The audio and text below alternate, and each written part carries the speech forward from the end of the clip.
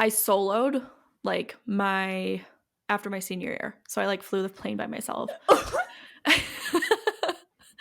But I started out like with a test flight. So like when I was up there, I was like flying with an instructor and like holding the gears and everything. And it's just like a single I am genuinely engine. so in shock. How many flights did you need to do before you flew alone? I forget the number of hours that you need to solo, but it's also like you have to kind of go through. So you need a number of hours and then you have to go through like a test flight by yourself first and then you can go. But How did you feel? Like going like it was like, so the thing is like the act of like flying was incredible. It was like such an amazing feeling, but you have to go through a lot of like tests and maneuvers and like figure out like what to do in scary situations. So they'll put you in like a nosedive and like blindfold you, and then they take off the blindfold and they're like, okay, get out of it. And I'm like, oh my god, there was like so, and like they would like do like engine fail things. So like she would like, my instructor would like pull the engine on me like in the middle of like a random field, and then I would have to like, luckily she like knew where we were, but I'd have to find the field and like land in a field. Holy fuck. why have you not talked about this? I don't know. If It was I so long ago. if I flew, I would be telling like every new person I'd ever meet. Like, oh, by the way, like I can fly a plane. I mean, I never got my license, so that's like the sad part. But it was because I just like, it was so scary. I couldn't finish it. Did you have to Like- take like a written aptitude test or like personality test before they would even like let you get behind a plane? Like I feel like they should make no, sure like, you have the personality right test. mentality before they let you fly a plane. Yeah, that's a fair point. I did not have to take any of those like aptitude tests or like personality tests, but I don't know if they did a background check on me actually though. Is there just written tests in general, like about the plane mechanics or something? Yeah. So there was like a whole written portion, like video lessons, as well as like being with an instructor. But I guess maybe the reason they didn't do like the background checks or anything is because like until I soloed, like I was with an instructor the whole time. Did you only solo once? Is that what made you be like that? That's way too scary. No, I soloed a handful of times.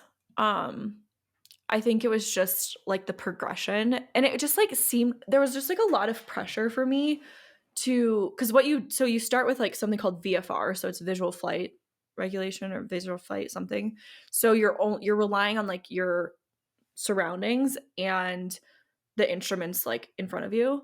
But then the next level is like you fly just with your instruments. You don't like rely on like the outside surroundings. Because like basically when you're in if you go into a cloud, you don't know up from down. Like you can't tell like where you are. You can't tell if you're like pointing down. You can't really tell if you're pointing up. So that would be like the next That's step. terrifying because I feel like that happens frequently. Well, like that's so that's the thing. Like pilots, they start doing everything just on instruments. But like when you first start out, you do visual only, and then you progress to the instrument only flying. Dude, that is so cool. Did you think you wanted to be a pilot maybe, or you just wanted to do it like for fun? No, I just wanted to do it more for fun. And like my motherfucking Roomba is talking. You go back to Roomba. No, the Roomba. Camera won it in a raffle. I don't know why I just spoke. Go ahead. I want it. My goal is to like try and get like a plane and be able to like fly myself on vacation. That's what Cameron also his goal is. Yeah, but that's so funny. Yeah, it was just too scary. I couldn't do it. That is so scary. It was just like too much. I was like, I'm fine just sitting in the plane. Yeah. That is just so cool though. Like what a fun fact about yourself. Yeah. It was fun for the period of time it did it. That is so insane. I'm shook. I just feel like that was just so casually dropped. How did we even start talking about this? You said, what did you answer? You said something about when I fly, and then I was like, I'm sorry, fly? Yeah, you said something that would like made me think about it. I I don't remember. I don't remember either. Oh my God, that's All funny. right, well, welcome back to another episode of So Glad We're Friends. I'm Maggie. I'm Devon. I'm Brittany. Just little fun facts for the day.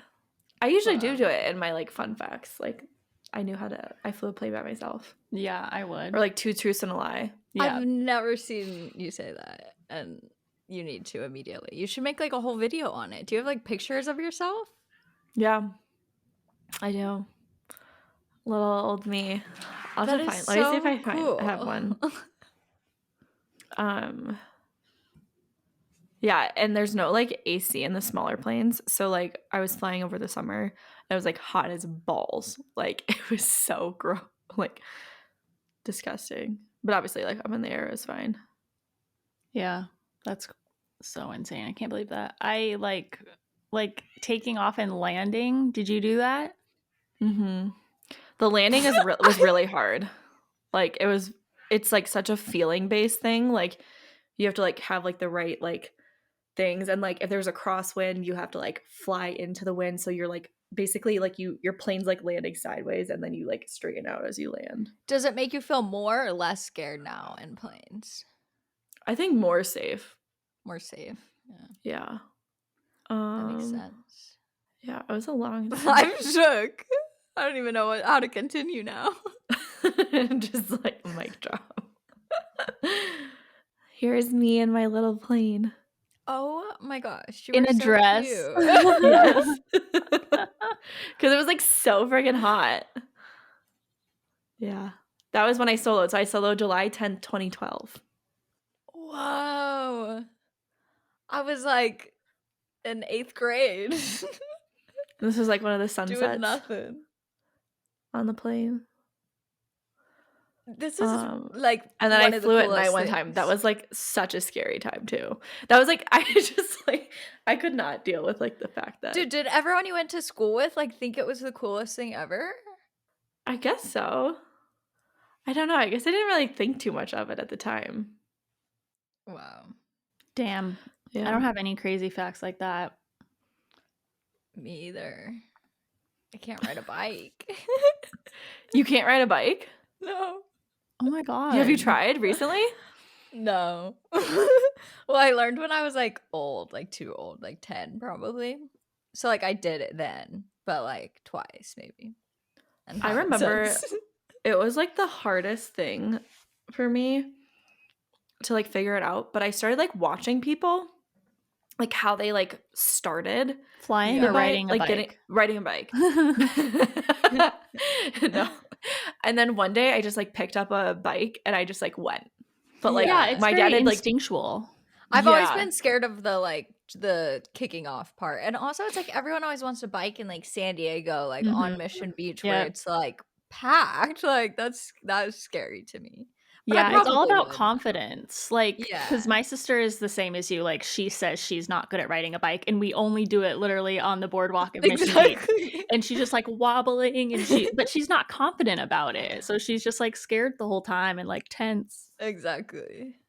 Yeah. There's like so much balance and like ab muscles like that help like to keep you Yeah. stabilized. I'm sure if I took a shot and went outside, like I could do it. It's Yeah, just that's illegal though. Yeah, no true. drinking and biking. Well, it's Valentine's Day today as we record this. Are you guys doing anything?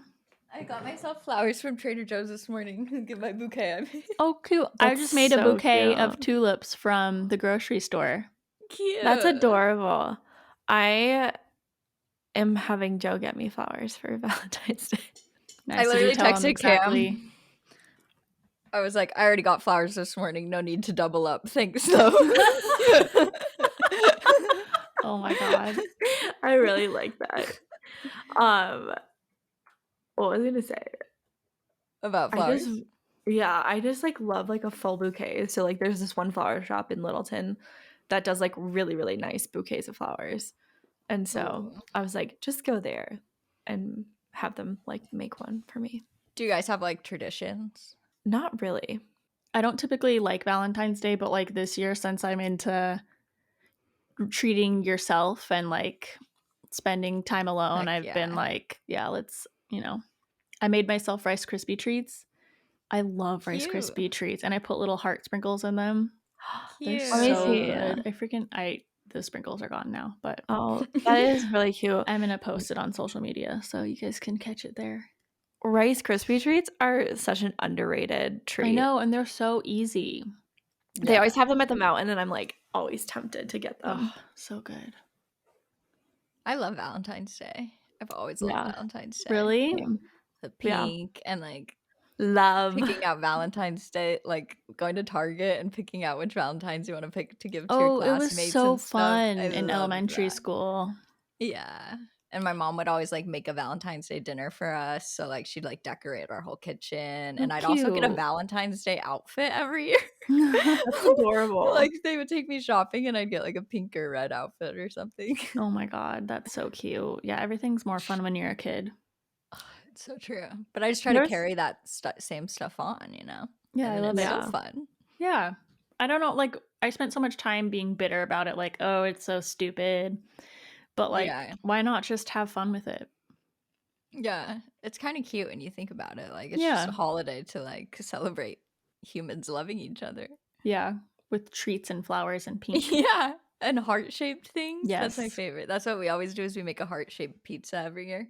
Oh, I wanted to do that, but I never never got It's myself to fun. Trader Joe's. Because I'm not trying to go out to a restaurant on Valentine's Day. Like, that is not my vibe. Like going on a nice date or something. Yeah.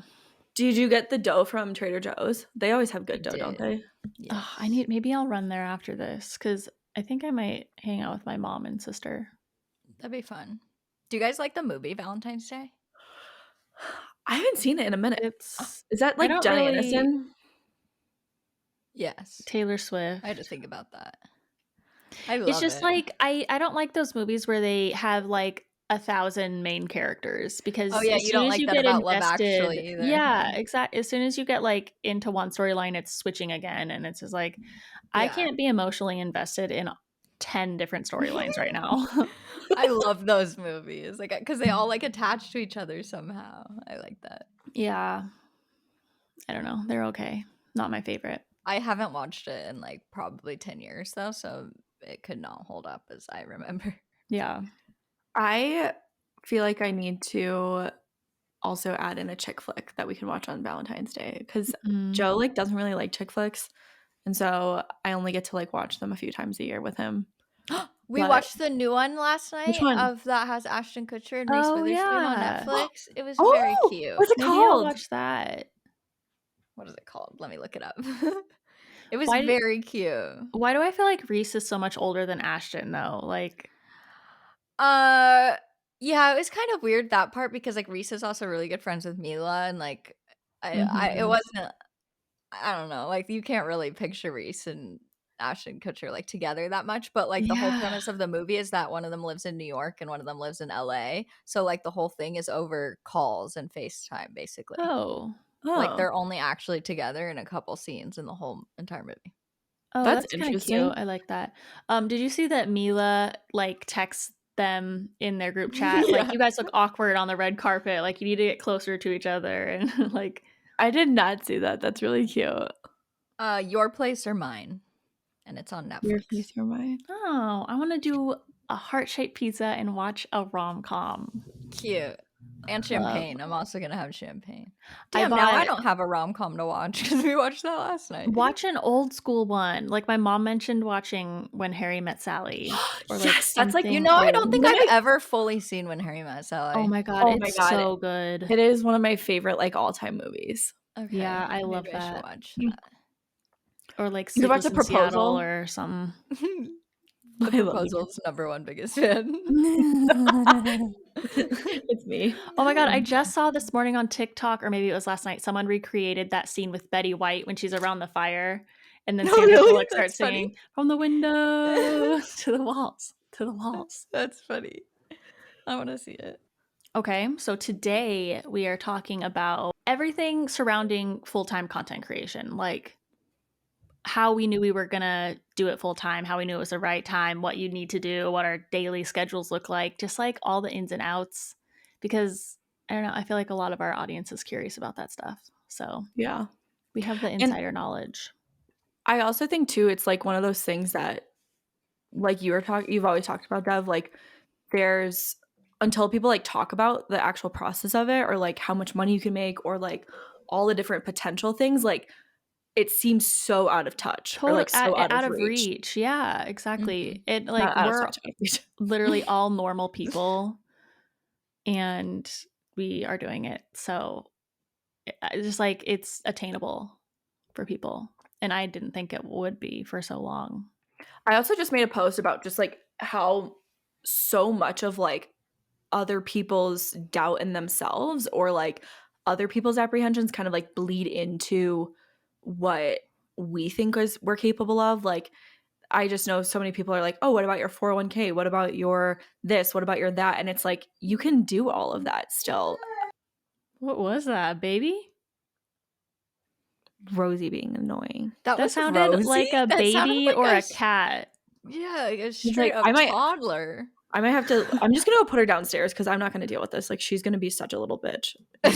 Okay. That like Bye, really, Rosie. I was like, wait, is a baby It over? sounded like a cat in distress. He's very dramatic. That's how my cat Charlie sounded. When he was throwing up, he was sick, and I thought he was dying. Recently? He was like a couple weekends ago. Yeah, he was panting and crying, and he just kept throwing up. And I was like, oh my God, like he's really sick. But like after he threw up a couple times, he was fine. But he was like doing that. Oh my gosh. Like the terrifying. saddest meows ever. Do you know what it was? Did he like eat something? I think he just ate something outside or something. Yeah. Is he allowed like just out wherever, or like how does that work? I don't understand cats. Well, the cats are allowed outside during the day, and I don't know. And I they should get like a they little come tracking back? collar. Yeah, they come back. They're really smart. Do you know where they go? Like, do you No, think they I stay should in the get like a neighborhood? little tracking collar. Yeah, I've heard that cats usually don't go like 3 houses beyond in any Oh. direction. You know, they kind of have their little areas that they roam. They probably chill in my neighbors' backyards and stuff. I don't know. You should put a little camera. Oh my God, yeah. Do they have like, would a fee collar work on them? It would need to be really small because they're so small. Like those collars would. I don't know if they work for cats. I wonder if there's like a cat type device for it though. Probably. I'm sure That would there probably are. be more useful for cats because like aren't a lot more cats like outdoor cats, and like you have no idea where they are Yeah. at any point in time. Yep. And you can also just like leave them for like a few days, right? Yeah, depending on your cat. I would feel so bad doing that though. Like cats still like human attention. Yeah. Like just abandoning them for 3 days makes me sad, but I guess you could. Yeah, I just hear of people doing that. Yeah. I've never had a cat, so it's always just like, I'm like, wait, what? Like they just wander outside and like you can just leave them home for days at a time with food, and they just like eat when they're supposed to. Yeah. They don't like Depending. overeat. Mm-mm. I mean, some cats are really fat, so I guess some True. do. My Yeah. cats don't, but they're also like jumping walls all day long, so they're staying in shape. That's That's really funny. Cat tangent. That was cat corner. All right, should we dig into the topic Yes. for today? All right. Yes, So I think it's good because we all have like very different perspectives with it, and like it all happened for us very differently. totally, and we kind of have talked about this. So hopefully nothing sounds repetitive, but yeah. So when did you guys know that it was time to quit your job? Or I guess maybe we could just talk about our advice around knowing when it's time to go full time. Yeah. Because Maggie just kind Mine's of different. did it. And me and Britt planned out a lot more. But like for me, I realized it was time because I was making more money as a content creator than my full-time job, but also my full-time job didn't pay me that well anyway. So I was like, okay, well, I might as well just really go all in on content creation. But I also just had so many ideas and so many things that I wanted to do, and my job was just getting in the way of that. So Yeah. Yeah. I was so scared, but I was like, I just have to do it. And I saved up a lot of money too so that I felt comfortable. But How long, like, was it a certain amount of months of worth of savings or like a certain amount of money that you wanted to hit to feel comfortable, or how did you decide yeah, that? I think I had maybe 4 months of my bills That's a covered. lot. Yeah. Yeah, I mean, I would recommend between 4 and 6 months. I think a lot of people say to have like 6 months of Yeah. your bills or mortgage payment or whatever saved up. Mhm. Yeah. I so like when I came from like a job that paid me really, really well. And that was like a very big, like, I think it was probably a whole year of like people going on the fence of like, oh, should I quit my job? Should I not quit my job? And I was like pretty set on like building up my working dog mama business and like my Rosie and Britt business while I was still working. Like I had never really Yeah, fully you were planned like to quit. not going to No. even want to quit. Like you were not even thinking about it at first. No, and it's because I was like paid so well that it was like really hard to like imagine Yeah. being able to make that with just content creation and being able to like wrap my head around that as well as like I had my 401k was like matched like 3% and obviously really good healthcare, like benefits, all Yeah, that stuff. health And I insurance. also had a pension too, which is so like different. Like most people don't have pensions these days. And so there was a lot of like things like that was like, oh my God, what am I going to do without it? But then after starting my like working dog mama business where I had like more ability to um kind of like make money when I needed to versus like relying on brands to pay me. Like obviously you can like kind of plan that out and like have longer term deals and stuff, but that was a big help for me to be able to like start my own like product suite and like blah group programs and stuff like and doing like one-on-one coaching. Like that opened up my mind to like, oh, I actually can make as much as I was making in my old job, like with 3 different income streams. Yeah. For me too, it was like I just dreamt about the lifestyle I would have working for myself. And that was so much better than even making a bunch of money or having like a sustainable income. Just like having the freedom and being my own boss was so appealing to me. I was like, I need to do it. Yeah. I think the other thing too, like I started just becoming more and more unhappy in my job. Mhm. Like I didn't really have a very supportive boss that was like in my corner, like encouraging me. I think like had I been selling a product line that I was really passionate about and like had a manager, like my previous 2 managers were like so supportive. They were very much in my corner. They were like always cheering me on, like always putting me up for different things. And it made such a difference in like how I wanted to show up. And then with like all the different things with COVID, like COVID definitely like opened up my eyes to so much because I like, Mm. couldn't really do my job to the fullest. Um and I was like, why I'm like so much more fulfilled and energized. Like I was getting energy from like doing my coaching calls. I was getting energy from Yeah. like posting and interacting with people. And it was just like, wow, I can like build a community of other people over here. And it brings me more happiness. Just like you're saying, like, it's not even like, obviously the money's important, but like there was like so many other things that were just making me happier that I was Yeah. like, why am I doing something that makes me so miserable every day? Yeah, you get to this point where it's like you just know that it's time. Yeah. Like you're making enough money and you have enough resources in your corner to like help you do it, but everybody is just scared to let go of that like stable income or like especially if you went to college for your career and like it's hard to let go of that. Yeah, for sure. Yeah, I think that's maybe what made it easier for me is because I didn't have income. So it was like any income was cool. Yeah. Because like I've just always known that I wanted to work for myself. I just didn't know how to get there first. Like I still have other dreams like outside of social media that I still want to do, but I didn't know like an in-between step of like graduating college and then getting there.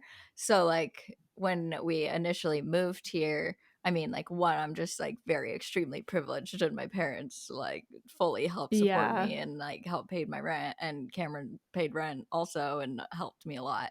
So it was like I was in a position where I was serving in Arizona and making like, I don't even know, like not a lot, but like Mhm. enough to live and stuff.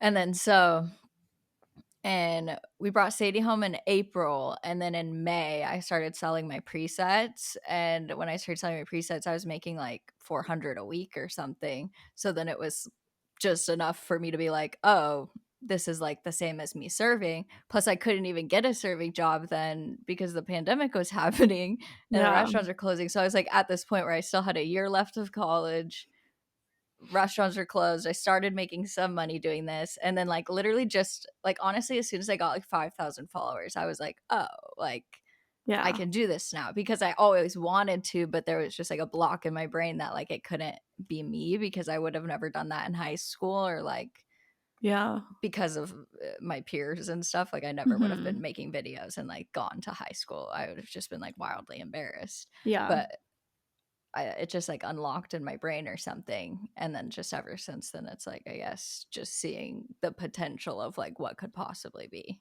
Yeah. Yeah. So did you like, you started selling your presets and then like started working with brands. Were you kind of like, let me see how much money I make like in this year, and then I'll decide if I want to like try and get another serving job or try and get like a different job?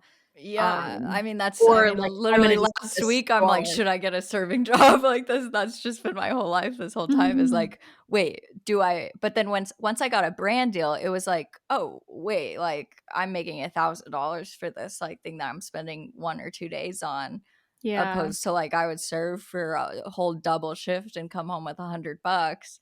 And Yeah. like that was so great at the time, but like me now, I know I could make $100 a lot more easy than I could doing a whole double shift at a restaurant, I guess. Yeah. That's insane. It warps your view on money, honestly. It does. And then that's also the thing is psychology. Like I really love psychology. Like I'm so interested in like so many different things and aspects of psychology. And I wanted to be a therapist for a while, but like the whole aspect, everything is like more school. So I would have to get my master's or my doctorate to do basically anything. And like a Yeah. starting psychology job, I'd make like 30, 40K. So then at the same time, I'm like, wait, should I risk it and go do this like social work job that like I'd probably be very hard on me and like not what Yeah. I want to do? Or should I like risk making slightly less money, but being home and like being happy every day? And I'd always choose being Yeah. happy every day. Yeah, totally. I think it's incredible that you were able to do a lot of that like while you were in school, where like it's like I feel like a lot of people's only expectation of you is to like just finish school. So like the Yeah. fact that you were able to kind of like start figuring out like, oh, I'm gonna do this full time, and like what are the different things I can do to like make this happen. Like Yeah, because like my biggest struggle in my whole life has just been like, what am I going to do as a career? Because I've always had so many different passions, but like I've never had a direct path of like, I'm going to get this degree and then I'm going to get this job. And like, I'm so excited for that. And I've always wanted to do that. I've never Yeah. experienced that. So it was like, even I went to community college to try to figure it out first. And then eventually I decided on psychology. But even once I decided on psychology, I wasn't like, there was yeah. still no step after that. I was still like, wait, I'm going to graduate. And then there's no step after that. So it was like those final 2 years when I had Instagram, it was like just trying to get somewhere before I graduated. Yeah. I also think too, like one of the coolest things about this is I grew up always, and I don't know if you guys like felt this like in school, like you're either like math and science or you're like English and like art or Creative like or history. analytical.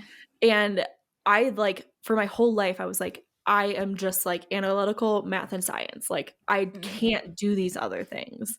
And so like this opened up like a whole different part of my brain where I was like, oh, I am creative. Like I am able to like utilize this side of my brain. And That's so it cool. and it was so much more enjoyable to be like, oh, like I've spent the last whatever like 25 years being like, oh, I can't do the art thing, like, Yeah, because like I'm you're just not just not that talented. way. Like, And I'm like, "No, that's not it at all."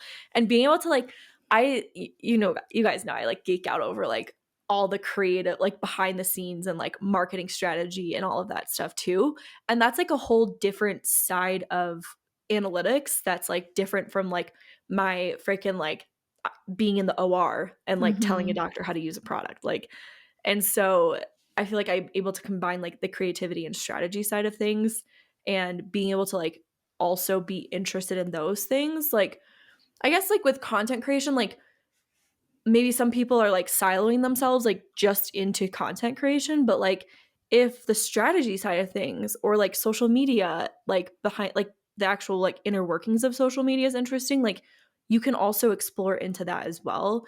And I don't know, like if it helps other people like be able to take that leap and be like, okay, I can actually do two different things. I don't have to solely rely on content creation. Like I think that makes a big difference.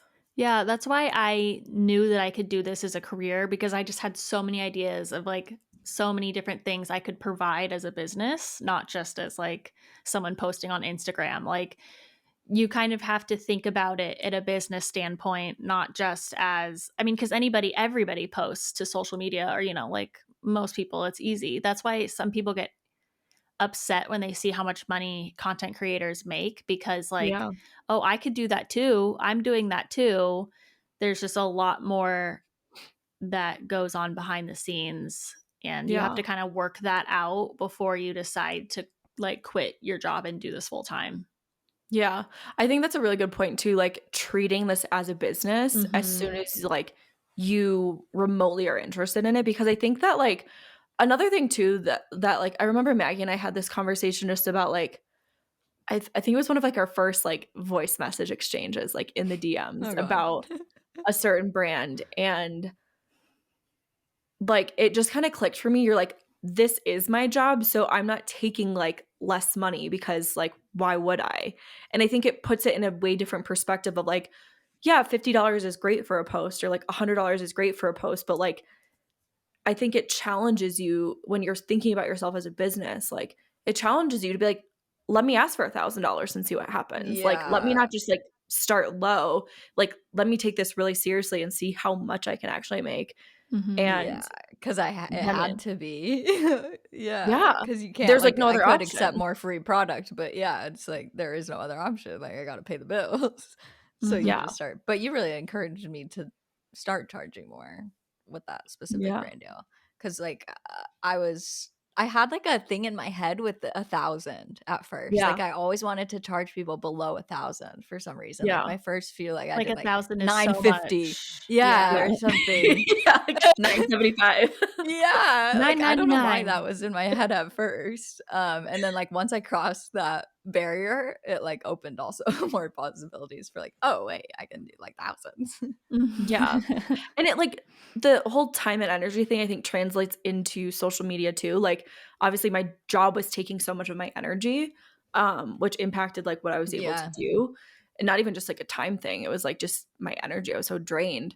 And being able to do like find things that are energizing, like it's so much more draining to try and do like a product shoot for $50 and like a bag of treats than a bag of treats and like $1,000. Like it's way easier, and you don't have to like hustle so hard to try and get like the next brand deal because you made $1,000 off of one. Mhm, Yeah, and you're and building, like, the trust with your audience way more because if you're accepting every single one, then you'd have, like, so many more brand deals of things you're sharing, but then your audience is like, "Okay, you're frequently sharing so many different things, like, which ones do we even buy or how do we even trust that?" Yeah. yeah, like the prices that we pay for sponsored posts is so justified, because like, yeah, that might have taken 2 hours to complete and submit and post, but like there's so much else that they're paying for. Our community building, that and the trust that we're building, and the all the work that goes into all the other content that we post around that sponsored post that's going to be elevated. Yeah.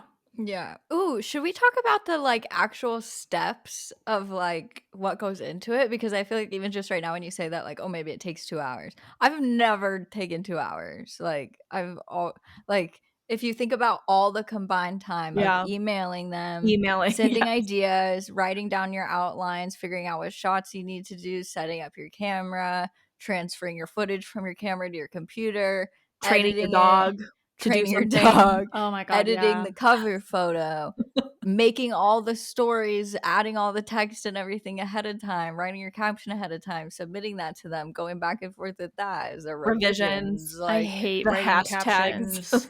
But also, like, a high majority of all those things you just listed also goes into our our content that we're posting literally and not getting paid for at all. Like, Yeah. yeah, that's Instagram true. probably pays me like 2 cents a post or something, you know, like it's Yeah. not a That is living Very wage. true. I like what you said about like treating it as a business right off the bat too, because when you said that, I was thinking about how a lot of times people go into it trying to get followers, and like that's the Yeah. goal, is like to get their numbers high and their video like have high views and whatnot and get followers, rather than like what type of audience am I building, what products could I create, what services could I provide, what like how am I building this past that. You're Yeah. not really Yeah. thinking of that when you're just Yeah, that's starting. kind of a mistake that I made. I just was so focused on the number of followers. Like, oh, once Yeah. I get, but Hey, still, but now you got the followers. yeah, but like still once I wasn't ever basing quitting on a certain amount of followers. It was definitely basing Yeah. quitting amount around a certain amount of Money. income or like partners that I have or, you know, like contacts. You know, yeah, it was Yeah. never like, oh, once I get to 100,000 followers, I can quit my job. Mm-hmm. Yeah. Because followers do not translate into getting No. brand deals or getting paid by anyone. No, not at all. I think also like the mindset of going from a business right off the bat too, like it's if you're looking at like, okay, how much money do I want to bring in every month? Like even if you're like, hey, my initial goal is to bring in like $400, like if you start with that mindset, taking a $50 deal, that means you have to take a lot of $50 deals to get to 400 versus like if your goal is 400, you hit 400, now you can like expand your goal to like 800 or 1,000. And now you're like scaling every single month versus just being like, oh, I'm really happy I made $50 this month, which is great. But like if you're just kind of accepting or like happy with whatever comes your way, I think it like prevents you from going further and setting like new goals. Yeah. What I was gonna say about the whole like views thing. So we recently like we're trying not to post like really any just like solely dog content, but like sometimes it's fun to just like Joe will find a sound and he'll like put together with a video. And it's like so disappointing to see like not disappointing. I shouldn't say disappointing. I don't know the right word, but like being like, oh, like this really cute dog video got like 12,000 views or this one got like 1,000 likes in like 2 minutes. And you're like, I know. It's like like bittersweet. please. I just want this for like my other content that I put so much more time into. Yeah, but like also those views don't translate into No money. loyal followers or people buying anything that you share. Like literally people see a cute dog video, maybe share it with their family, but at the end of the day, it's like literally not as beneficial to you as Yeah. like Did you sharing guys? about It popped yourself. up for me today, where now it says you maybe have had this for a while because I feel like I get everything last, but it says like followed you from your reel now on Instagram. No. Like so, and it No. says What like the fuck? I my love follow, that. but it doesn't say which reel, so it's not very helpful. That's dumb. Let me find it. Yeah, so it's like it says like this one's just started following you, and then this one started following you from your reel, started following you from your reel. But when you click on it, like it doesn't show which reel it was. Oh. You know So what's I so don't know how funny? helpful that is. I was like, why do TikTok and Instagram not follow suit with YouTube? Like YouTube gives you like all the data of like this search term was like, you know, I helps you know. find all of these videos and this whatever video got this many views and this many followers and this amount of watch time, blah blah blah blah blah. And it's like all of that data would be so much more helpful for the other platforms to know like how to improve and like what style of things people like. We're just guessing half the time. Yeah. Like, was it the Yeah. trending sound or was it like the style of video? Was it I love that TikTok. Like I just got that like a week ago. That TikTok shows me how many followers I got from each video, and like Yeah, that's so really helpful. nice. Yeah. That's so cool to I have see. that yet. But yeah, that I mean, why? But like, why did it take so long for that to happen? Yeah, because you can literally find out every single little thing, what time they stopped watching. Like, Yeah, it's just so in depth on YouTube. but that's what TikTok does too now. TikTok will show you when they stopped watching. True. Yeah. Yeah, that is true. I need to don't pay attention to that think- stuff more. Yeah, for retention some rate. reason that makes me feel like It rejected. makes me feel me too. I don't don't like like it, to look especially at in it on talking videos. YouTube. I'm like, damn, what was I saying then? I know, yeah. Everybody dropped off after the first 20 seconds, like at the same point. You're like, okay, cool. I suck. There's definitely a fine balance between like looking at the analytics and just like doing what feels good. Yeah. Because I think I Because the definitely got in the analytics only weeds. go so far. Yeah. Like that was the way I felt about stories for a while. Like, and now I'm like just posting what feels good and like what I'm excited to share with people. And my Mhm. story views are just like going up again. Yeah, But I wouldn't get too obsessed over analytics on social media, honestly. Like it's good to sometimes check in on things, but I don't know. Yeah, I'm up all about just having fun and sharing what is authentic to you. yeah. And that video I sent you guys today about, it was this girl on TikTok talking about like what brands are gonna be wanting in 2023, and she was trying to say like that brands are not gonna be putting as much money into influencer partnerships. But shit, what was my point about that? I forgot I didn't get a chance to watch that yet. Do you want to summarize it? Oh, because she was saying that you need to charge based on your like average or your median number of views per video instead of like I remember charging. now. Okay. Yes, you need to charge for median number of views. So then somebody asked, how many videos do you take to take your median number? And she said your last 8 to 10 videos. So then I was going to Okay. ask your opinion on that, because I feel like So then what TikTok, do you you make 8 to charge? 10 videos in a few days. Yeah, that's So so true. like, Also, the thing with TikTok, it's kind of like YouTube, whereas like if you scroll down on your TikTok feed, you they see get that your higher. videos get way more views than when you posted a week ago. So like I feel like you Yeah. should take your median views like from a month ago. That's what I would think too. Like your most recent And ones would then what be do you the charge? Like lowest. $1 per view or what? Like I then almost So what? think she like was saying 10 to 60 20 cents per view is the new thing. And I was Okay, like, let me see. what?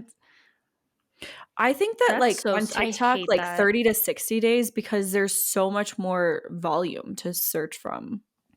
Like, I think it's the other thing too that I always coach people on is like play to whatever strengths you have. Like, if you have views, play to the views. If you have really great engagement, like sell your engagement. If you have really creative ideas, sell your creative ideas. Like, you don't have to, like, there's going to be brands that are going to push you into like, oh, you don't really have that many followers, or like, oh, you don't really have that many views. And like, pass on them. Just be like, fine, whatever. I'm not going to argue with you. She If also you, said that brands are becoming more aware that direct sales rarely happen, especially on TikTok.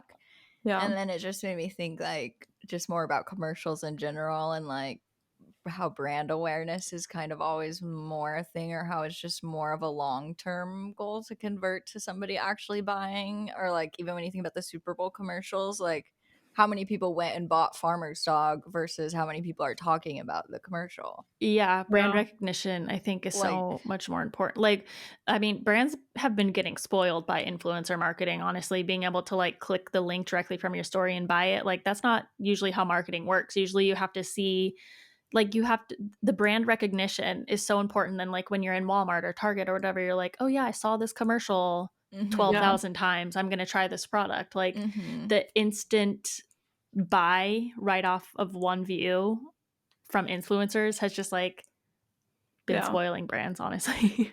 But you know what's like crazy to me though is like there's a lot of brands that are kind of like newer or like lower budget and like their primary goal is sales, which like I understand you're first starting out, but like if nobody knows you, how is anyone going to trust or buy from you? Like why is your first like yes it sucks that you're not bringing in sales. Yes it sucks that like you know somebody posts one time and you don't get 20,000 purchases, but like if nobody understands the value proposition, like why are they buying in the first place? Like you have to like make people aware and like produce the content and everything else. Like it's not like the first like if you're a new brand, you don't have the value of being like Swiffer. Like everyone knows what a Swiffer is. Like and maybe they would but like even Swiffer, they don't even really care about conversions. Like they're still focused on brand awareness. Like yeah. it's not all the brands that go so hard with influencer marketing, like Bloom Nutrition, Ritual, Brooklinen, like they're on every podcast and every influencer has like worked with them. Those are the ones that everybody knows. And like when I'm like, I want to start a multivitamin, I'm like, I'm going to try Ritual. But I didn't buy it right after I saw it from the first influencer. I bought it because I keep hearing about it from everybody. Yeah. Yeah. So I don't know. I think it's also brands getting way more on board with like more organic feeling content and even including multiple brands in the same content. Like I think it'd be way more beneficial, like say you're doing a skincare product, to like just include that skincare product multiple times, even writing other brands in the same video. Yeah. Than it would be to post one video like solely promoting that. Like people would just skip past it. Yeah. Yeah. Like one of my creators, Meredith, did one for the Burner Bunch, and it was like for not she's the Burner Bunch, but she did one for Bark Box. I was like, you're like, what brand is that? And the video got like 380,000 views. Holy shit.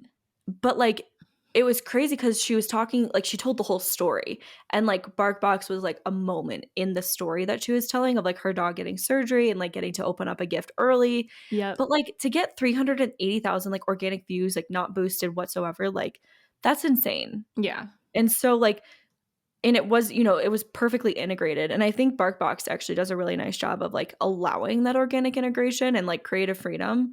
But I hate the brands that are like, oh, like you can have creative freedom, but like I'm either going to put a ton of revisions on what you're doing or like your concept is going to get nixed. Or you have to say something a certain way that's not like organic to how you would say it. No. Yeah.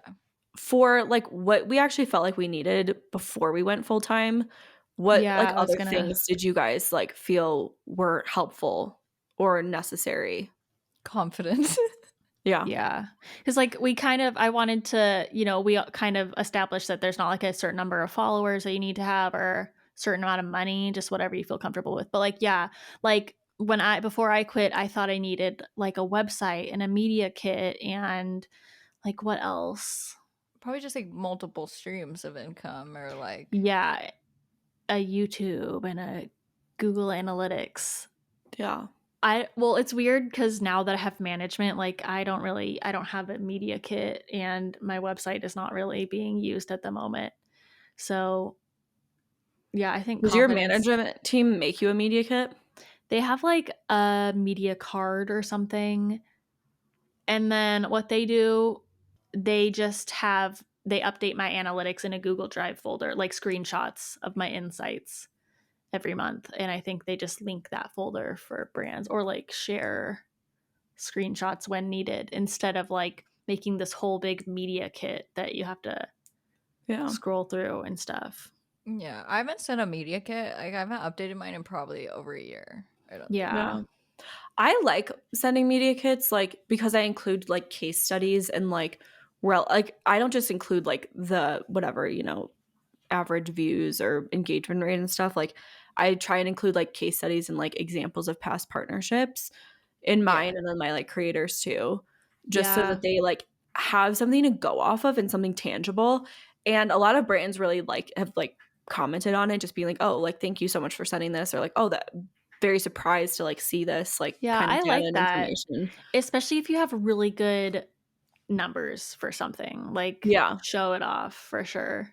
Yeah, it's definitely like and that's the thing, I always like your media kit doesn't have to be like, if you don't have a great engagement rate, don't put your freaking engagement rate on it. Like if they really want to know, they'll ask you point blank, like what's your engagement rate? But like if you have really good like, you know, creative ideas, make sure your media kit is just like, you know, covered with all of the different ideas that you've had and like I think I've done the best with showing old examples of my work and past videos and pictures. Like I think that's what's resulted in.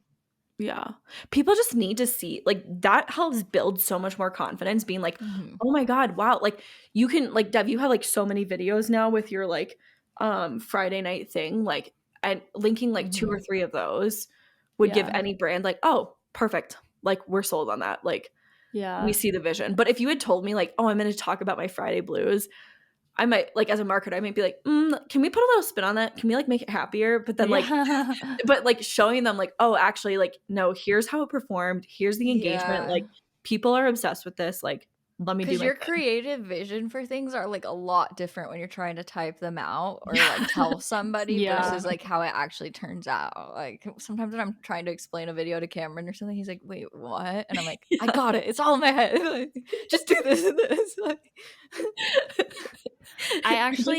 I've had a brand before like point to one of my series and be like, can you do a video like this but for our brand and like heck include yeah, our that's product in cool. that, which I appreciate when brands like tell me straight up what they want. Yeah. Because I second guess myself so much. Yeah, I like so appreciate when they like act like you can tell that they actually have watched your videos and like Yeah. refer to specific things. Like it makes me Yeah. feel so much more better and feel like they actually know me and have actually seen what I do rather than like being like, "Hey Finley, what's up?" Yeah. Hello, Not Devon really. and Willow, all one word. Dude, sometimes I still get some "Hello Finley and Sadie," all one word. I'm like, "You are behind." I Yeah. changed You my are username. old. Seriously. The other thing I think that's very underrated is having people like you guys. Like, Yes, I I was do gonna not say Oh think my that. god, wait, Having a support the system. support system, I would not have been able to quit my job without you guys. Like, Same. it's Same. such an underrated thing because there's so many ups and downs, and to feel like you are alone in those low points, like, is so hard. And being able to like voice message you guys, like talk to you guys whenever like I'm in those places, like, makes the world of a difference. Yeah, or even like joining a community like you have, Britt, with your Working Dog Mama Facebook group.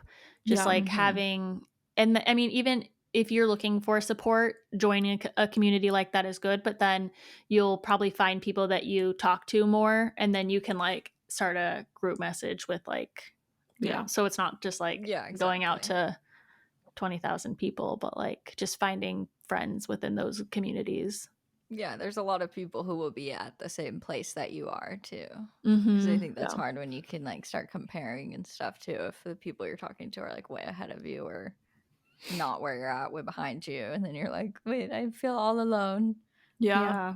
I also think too, like, I guess with us, we all kind of have such different things. We have like similar values and goals and things. And like maybe that's another thing. Like when you're looking for community or looking for people, like, don't just try and find people that are exactly like you. Like, have maybe just like similar goals and interests in mind, and then find people, because it's fun to like have such different things going on and be able to come up with ideas together. Like with like Dog Mom Club, like how can you do something different? Yeah, And if we all we're get to kind too of chime in. similar, it feels more of like a competition. I feel like it would be easier to get jealous, but like since we're all similar enough but like also different enough, we're not like feeling like a competition with each other, I think. Yeah, that's true. Which is nice. I really like that. But yeah, confidence in a support system is what I think are the most important things. Yeah, you need people who like fully believe in you, so then like you can start believing in yourself. Because I feel like even when you're starting, like there'll still be that voice in the back of your head that's like, "No, you can't." Yeah. But you Yeah. need Well, people even around you to be now, like, "Yes, you can." Yeah, exactly. I like we even go now. to each other when we feel like we suck, and then we are able to like lift each other back up and bring us down to reality. Like, just like you would with any job, though. Like that's what is kind of different about this job is like at any other job I've had, it's like you have coworkers, you're like, damn, fuck our boss, blah blah blah. Like you're just like talking constantly about whatever things going on, and then like you enter this and you're like alone. Like you have to figure things out by yourself. So yeah. So like I hate when people make we're all employees together. Like we should be like coworkers, not competition. Yeah. I love that. That's not really pitting funny. each So other. join our against Facebook it. community Yeah. and make friends, and you can talk to us about your struggles. Yeah. We are all very much active on our Facebook community, so we'll talk to you too. I feel like the like future can be scary with this, especially like Oh, true. Like when you how don't to make know it the last. future. Yeah, like it's Yeah. kind of like, oh, can this end at any time? But that's what, since I've been a consumer of social media for so long, I've like watched people go through that Yeah. this whole time. Like people in 2012 would be like, when is this gonna end? Like this has to Yeah. end soon. When's it gonna end? And it's not ending. No. Yeah. I think that's why it's important to have multiple, like to be on TikTok and YouTube and to have a website and a newsletter and also Instagram but like ever since social media started, nothing has really died.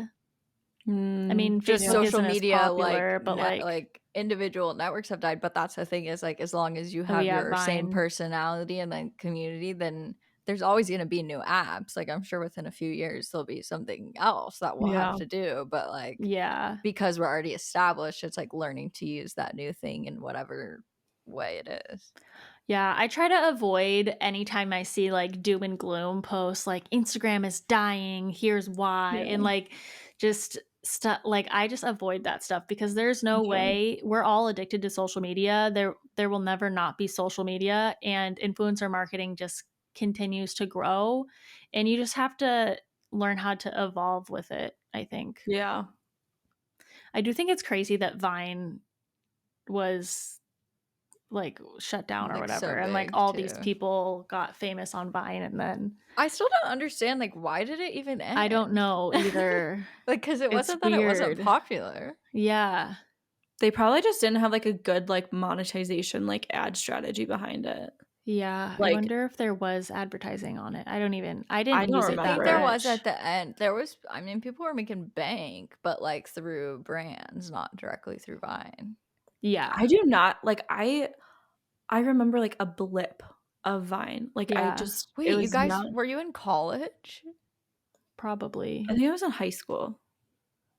Okay. I graduated like when think. Instagram Honestly, God, just like, I started. really do not remember Vine like Really? at all. I loved Vine. My friend loved Vine, and so like I remember she would show me stuff, but like I don't even think I had the app on my phone. That was probably the first app where I was like fully posting whatever, like feeling comfortable. Like me and my friends would post weird things.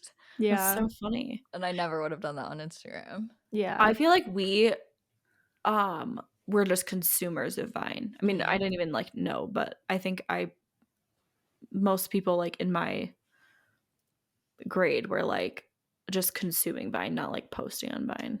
Yeah. But I could be wrong. Yeah. Vine was very much like TikTok. Yeah. I could never be like, imagine like if now we had to keep our videos to 6 seconds.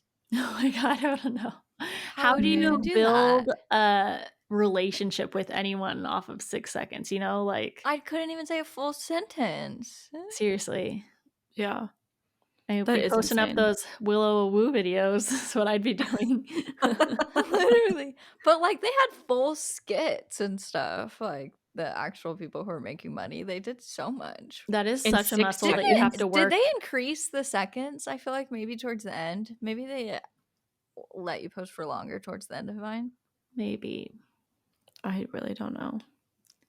I definitely think that like for all of my businesses, I want to like continue to like build the community aspect of it and like build even more relationships, and like I don't know exactly what that looks like for the long term, but I definitely want to continue to focus on that and continue to like let myself like evolve with my content too.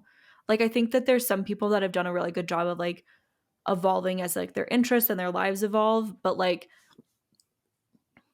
I think pivoting into my content now, it definitely like I think I have to continue to like think about that as well. Like how am I going to let my content evolve with me? Yeah. I just got like so overwhelmed thinking about like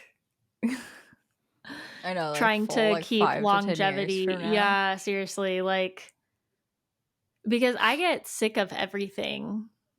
Like I couldn't post about the same thing for 10 years. So But you don't have to. like my audience has to be able to evolve with me and grow with me. But imagine if you started social media very niche. Like let's say my social media was all about like productivity tips and tricks or something, how would you build that into Yeah. a sustainable business? That's why I think that like having your personality be the thing is like so Yeah. important, because that's what people will change and grow with. Because like if you think about the YouTubers who were really popular, like that round of like beauty people, Alicia Marie, and not even Remy, like Bethany Moda, all those people were like so popular in like 2011, Emma 2012, Chamberlain. 2010. Yeah, even Emma Chamberlain was like after that, but like they were all, they had like an audience of a bunch of 12-year-olds that were into that stuff with them then, but then they grew up and they had different interests and they couldn't still be making videos appealing to 12-year-olds because they were like 20, like I can't be making this right now, Yeah. like they felt older. But like Yeah. now they've been able to build an audience of then older people who now relate to them then. So I feel like it's just kind of, no matter where you are in life, like Aspen Ovard, like now she's a mom and stuff. So now you're like, she appeals more to moms and doing other, like just no matter where you are at in your life, whatever you're sharing about that's happening in your life will appeal to different sort of people. It would be so interesting to get someone like that on the podcast to talk Yeah. about like the business aspect. Because like from my eye, like Aspen and like Kristen Johns and like those type people, it doesn't seem like they really do anything. What do you mean? Like it doesn't seem like they're running a company. It just seems like they post a couple of TikToks. It's because they're and so big now where they do just have to do that because but they I have feel like such there's teams. gotta be, yeah, I guess if they have teams and stuff. Yeah, Aspen has a whole clothing company. Her mom True, runs she it. has They a have clothing multiple company. teams. So like, But that's like another, that's like, okay, you get to this point where you're big and you don't have to work as hard on content creation anymore. So what do? Start a business? Like JC Marie Smith is starting a business. What is she doing? It's just, I don't know yet. She hasn't said. She hasn't said But it. that's an I mean, I interesting think point, more yeah. people like, I mean, I definitely have like thought about this a lot of like creating like a product as well, like for long-term stuff. But it is like really freaking overwhelming and like scary to think about. yeah.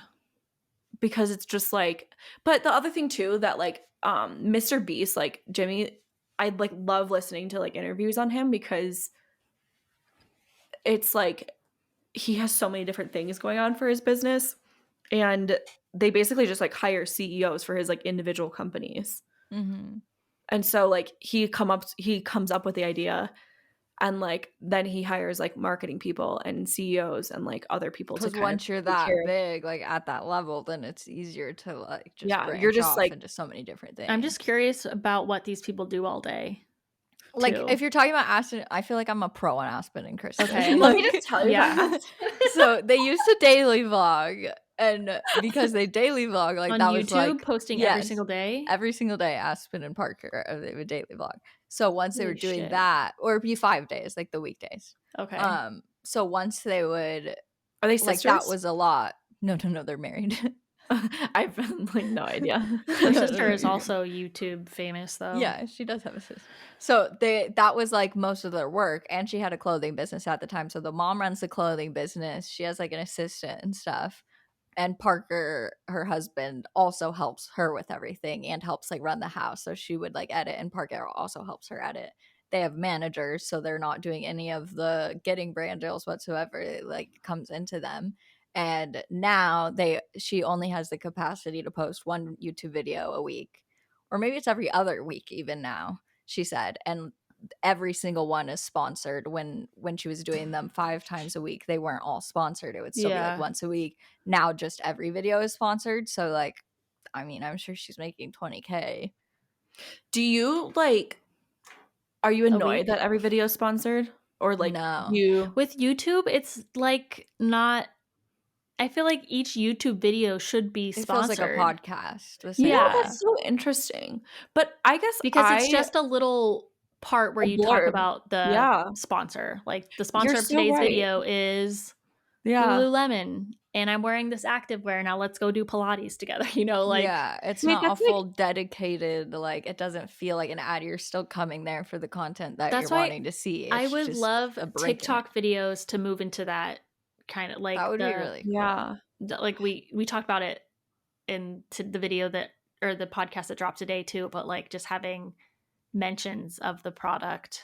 Yeah, like even if for your Friday series or something, if you're like, this is sponsored by, I couldn't think of a product off the top of my Dough, head. because I tried it last week or something. Yeah. Yeah, this is sponsored by Dough. We're making cookies. And yeah, I'm spinning them. Yeah, and then you just go about your video. Yeah. But it was mentioned at the very beginning, like. Yeah. This makes me want to get back like into YouTube.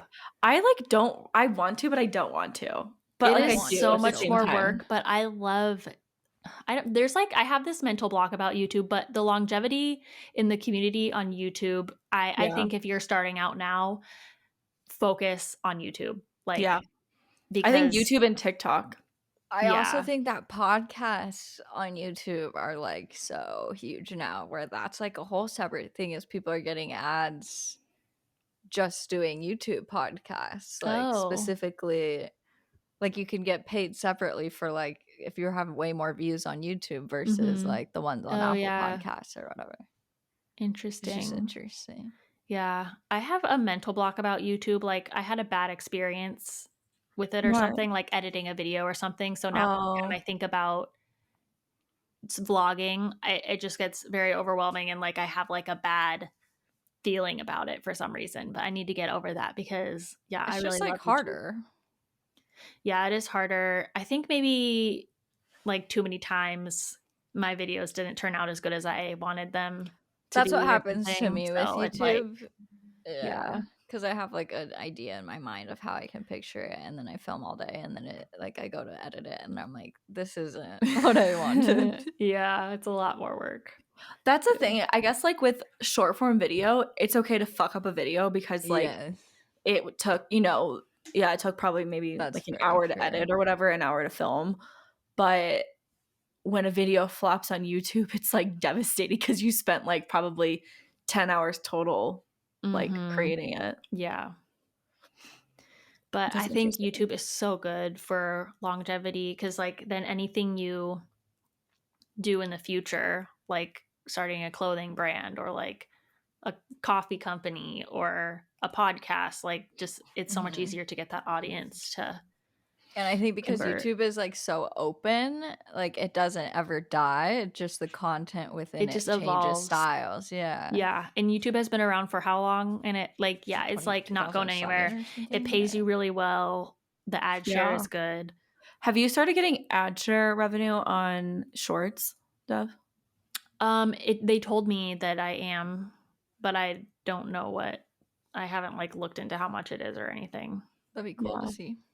A lot of people have said it was like 1 CPM, like 1 cent CPM and like 4 cent CPM. Isn't everybody's different with YouTube? Isn't that kind of thing? Is like everybody's CPM? Yeah, I think so. Like a little bit. Yeah, like each video has a different CPM usually on your long form YouTube videos. Yeah, I think the short form maybe they're trying to standardize it a little bit more, but yeah, I'm sure. In January they were like it was like a 1 cent CPM, and like now it's I guess a 4 cent CPM. Cost per minute? Cost per 1,000 views. Oh, okay. 4 cents for 1,000 views. Mm-hmm. Jesus. But like people on YouTube are getting like millions of views, so I don't know. That's tough because short form videos can skyrocket to like major virality, but then most of them are just getting like 1,000 views anyway. So it's like, that's kind of hard. Yeah. I don't know. It is hard. I think it's overwhelming to think about, but if I'm not editing the YouTube video, I think I could do it. Yeah, I would love to get an editor. I think also I might, I don't know, I have to ask Joe about it, but with a GoPro, it could be easier for us to do YouTube too. Because a GoPro films in like the right ratio. Oh, yeah. Naturally. I haven't used a GoPro in so long. I don't really know what the quality didn't used to be that great, but I think it's really good now. But it's the same thing. It's so funny. Like I forgot who I was like listening to about this, but it isn't all about just like the device. It's so much about like, do you have the right lighting? Like, do you have the right this or that? And like, if it's a flat day, there's no light out, the GoPro footage looks like shit. But like when it's sunny out or like, you know, proper cloud cover, whatever, like it looks great. So same thing, like any camera or iPhone. Whatever gets you to create, use it. Did you quit before you had a manager, Dev? I can't remember. Yep. Okay. If there are additional questions about this, we can totally answer them like Q&As as well. If there's like more specifics of like how much we saved or like how much we're making. Yeah. I guess we can like, I mean, before I quit, I think I, like with all of my businesses, I think I did like 185 or like 200 across the board. That's the thing though, is like money is like so different for everyone. Like yeah, like living in Phoenix making $100,000, I'm like so well off. But like if I lived in San Francisco or like if I had a family or just like it's just very different to people. Or like even my brother this last year, he was a vice principal and he took, I think it was like a 20K salary cut to switch to a job at the university, and he's drastically happier now, like so much happier doing the job. And so to me, I'm just always like, okay, like if you are literally hating your life, waking up every day, like I hate going to this job, like I'm so depressed, like you can see what is worth it to you of taking what pay cut and like how much you actually need to live versus like sacrificing your happiness. If you have the passion. I also like support me and Joe, like, so it's like both of us too, and then you know I have like my team that I support too. So like, and that's another thing I kind of forgot about, like with full-time stuff. I think it's really important to like have the mindset that you can continuously like make more money. Yeah, that's the fun thing about it.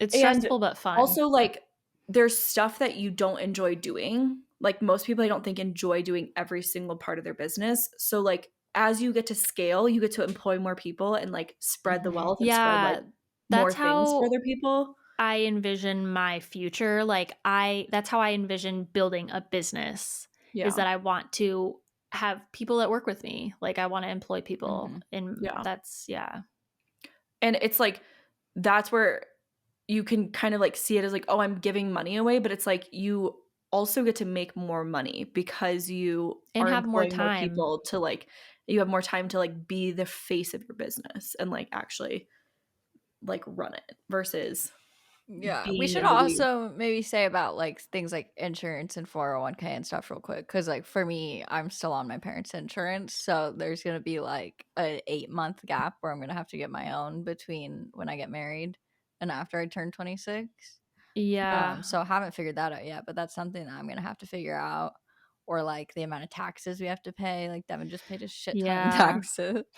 So like when I quit my job, I hired an accountant, and she like set me up in the ways to save as much money on taxes as possible. So like my business is technically an S corp, and so I pay myself a salary, and I think I pay myself $40,000 a year, and that's the only like employment tax that I pay is that $40,000, so that you're not being taxed on. I mean, you're still, I don't know all of the exact lingo. Your business is being taxed on your business money, but you're not also being taxed on it. So you're only being taxed on your salary. So like hiring an accountant is really important because I don't know, and just kind of keeping track of your finances. My accountant also helped me set up I think I have a SERP IRA account. So for 401k. So I mean, there's a bunch of companies now where you can do it yourself. Obviously, if you are set up as an S corp, you can also match any contributions, but it's yourself that's matching it. So I don't really understand the point of that, but like, you don't have an employer. But you could matching match it, I think, with your business. Right? So I think it's like beneficial in some kind of tax. So like outside of your salary that you're getting, you can match it with your business. For my business's account. And then health insurance.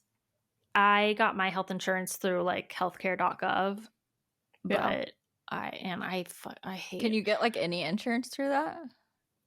I think Or is so. Like it just shows you it's like a shopping website for health insurance that's cool. basically. Yeah. Okay. But it's so expensive and I thought I got United Healthcare this year and I thought it was going to be good, but I'm paying almost $400 a month. And as I was looking for doctors and stuff, and it's like nobody is in network for my health Oh insurance. So like I shoot. don't even know what doc. It's like it feels like only shitty doctors are accept my insurance, and I'm still paying Dang. so much money. So I don't know. Health insurance is fucked. And then you can't like switch it, right? After a while, Nope. like once you pick your policy, you have Yeah, to you can keep it. only enroll like at the end of the year before the next year starts. And yeah, I can't I don't think I can cancel it. So yeah, I'm really annoyed about that. But Yeah, I think it's important to like also because even like when I was like picking health insurance like with my employer, like I think it's helpful to like ask as many questions as possible, like to know like deductibles and what you're paying and what it actually covers. Um versus looking at like because sometimes like it makes sense to do certain plans over other plans because of like what you could potentially have happen or like if you are planning on doing X, Y, and Z during the year. yeah, there are also insurance agents that can help Yeah. you get healthcare at any time during the year, and they will like look up your doctor and like find people that are in network and take your budget and stuff. I don't know why I didn't just do that, but I love my insurance agent. We do like car insurance and house insurance, but like he explains everything. Like I think yeah, it's one of those things that like it's okay not to know anything about it because we're not taught shit about insurance. yeah, And so like I was talking to like we just like renewed our like car insurance and he was like, you know, we'll start with this to like cover you. Like if you crash into like $100,000 car and if you're not insured on like to be able to like cover that, like you can get really screwed. mm-hmm. Versus so like there's just like little things like that where you're like, oh shoot, like I didn't even know that I needed that. Or like I was like when I signed for like my house insurance, I was like, okay, what happens if my house burns down? Mm-hmm. And like he told me like all the different things. Like I was like, what Yeah. happens if my house floods? And he's like, well, it's not as like, you know, whatever. There's not as great insurance on that stuff, but mind-boggling that you just don't know until you No, because you're not Ask. taught any of it though. Yeah. Even like I got my minor in business administration and I don't know what class you have to sign up for. Like I always wanted to have my own business and I was like, what do I even sign up for that teaches you like Yeah. how Yeah, to like, even just start your own literally business? Like yeah. there was an U of A had like one entrepreneurship program that like they only accept like a very very minuscule amount of people and it's like once you're already in the business college and everything. Like there's nothing where you can just get your degree. Like That's it's just so interesting.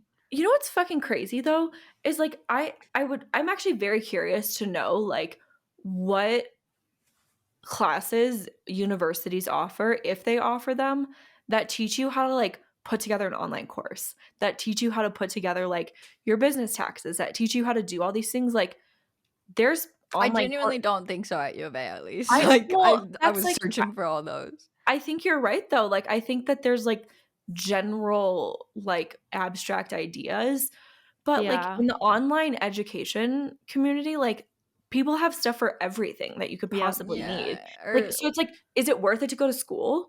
Or is it worth it to pay like, you know, it's going to be money. It's going to be like maybe $10,000, $15,000 to buy these different courses online, but like it probably is worth it because they're actually going Yeah, to it's more teach you what you need to specific. know. Yeah.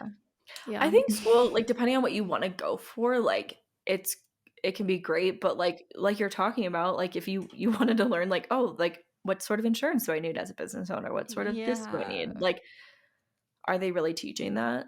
It's good if you have like a direct path, but I think a lot of Yes. people like me go while you're trying to figure out your path. And then like luckily for me, my parents paid for my college, but like if they didn't, then I would have a lot of debt. Cameron has a lot of debt. Luckily, like he needs a degree for his job, but like it's just crazy. Like the system like pushes you to do it in a while you're trying to decide what you want to do with your life when you could like be doing so many other things while you're still in that period of your early 20s trying to figure it out. Mm-hmm. Yeah.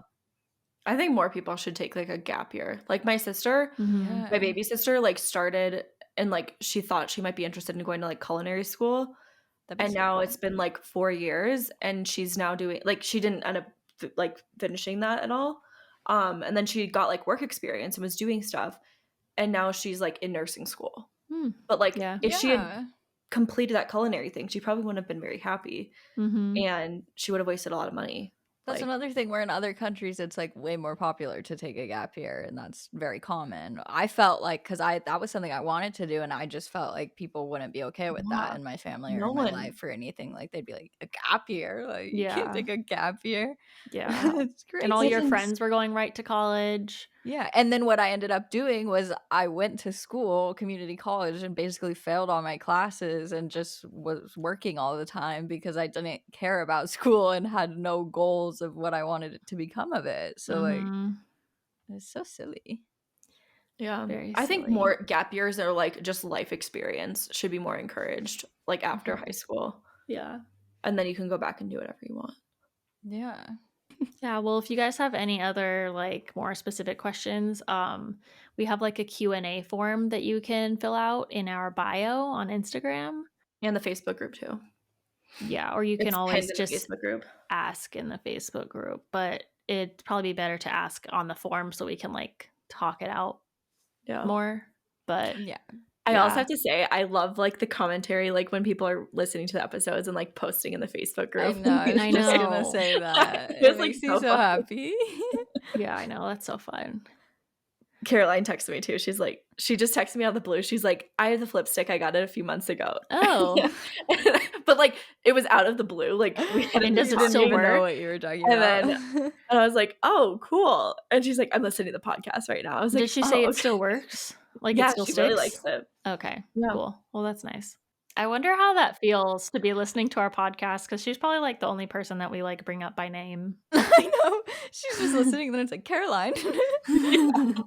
She's like, that's funny. But yeah, if you have any thoughts while you're listening to the episode, go and post it in the Facebook group. Yeah, and we'll reply we'll to chat you. back. Yeah. Yeah. But like, yeah, I think this was a good overview, but everybody's journey is different, and Yeah.